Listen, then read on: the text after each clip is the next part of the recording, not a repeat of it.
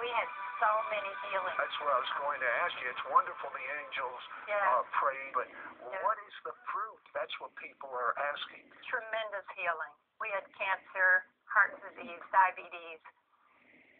Several people got out of wheelchairs. It was an extraordinary healing service that night. Well, I believe as you teach a little bit on angels when we come back, that many of you are going to get healed. I mean, I'm hearing this already. Don't go away. Be right back. Hi, Sid Roth here with Judith McNutt, and I've asked her to teach just a little bit about angels because literally the spiritual scales come off of people's eyes and they begin to see angels. They begin to feel angels. You'll feel something just tapping your head. It's not a power of suggestion. It's an angel. As a matter of fact, I was talking to Judith, and both of us agree that God assigns angels to everyone.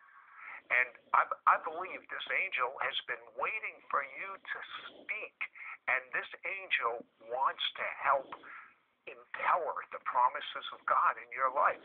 Judith, angels come in three forms primarily. Explain. They do. They come in three different ways, and these ways are in Scripture too. The first one that we talk about is their spiritual bodies, and that's kind of the way they're seen in Scripture. They're very bright. They're very large. They have, spiritual bodies. They have glowing. They're like lightning. One description in Scripture. Bright eyes. Just very loving. And they're very large when they come that way. The second way is human form. The Bible says to be careful when we're entertaining strangers, that it might be an angel. Of course, we have story after story in the Bible where people show up and they're really angels, but they look like humans. And so those angels are assigned a specific task to protect someone, to help someone. And when they complete that, they just disappear right in front of their eyes. They just disappear. By the way, before we get to the third form, tell me about Edna.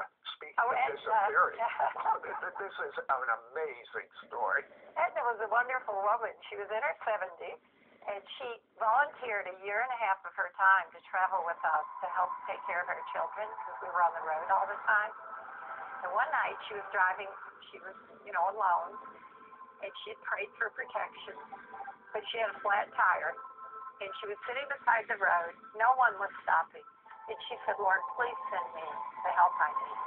And within seconds, an old, rusty pickup truck that she couldn't even believe was moving. She pulled up, and this very handsome blonde, he had on blue jeans and a T-shirt and these brilliant blue eyes. And a smile, she said, that just knocked you out. And he came over, and he never talked to him. He just got down and started changing the tire. And Edna kept looking at him because she just knew that there was something special. And she kept saying, "I know who you are." And he would look up and smile at her.